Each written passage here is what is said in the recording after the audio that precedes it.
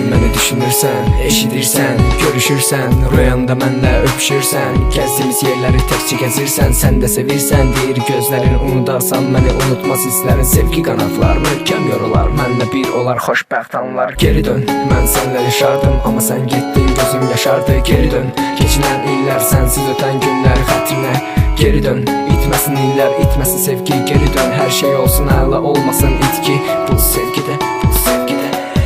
Geri dön mələyim, əs küləyim, qaytar yenidən mənim sevgimi.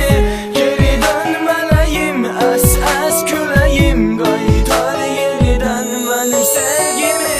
Qoy yaza yaza vərəqlərimdə ağlasın bizim sevgimizə.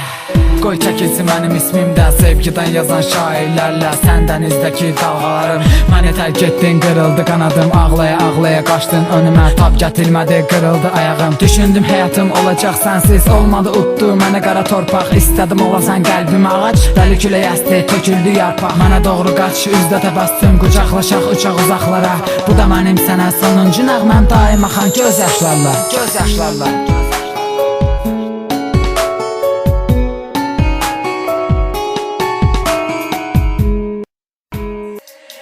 Geri dön mələyim, əs küləyim, qaytar yenidən mənim sevgimi.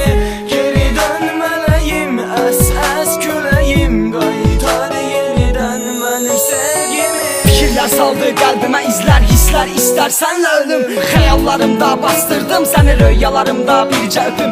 Günəşin önünə keçdi ayda, gündüzüm oldu zülmət qaranlıq. İnandıq sənlə birgə, ancaq bu yuxu oldu bir anlıq. Az daha gül, mən ağladıqca dur dizin üstə, yalvar Allaha. Bitmiş əsəri vərəqlədikcə sən girəcəksən bir daha günaha. Sonuncu misram, sonuncu dilək istəyirəm və edəcəm tövbə. Yazıram səndən olan əsərimə sonuncu hərfi qoyuram nöqtə.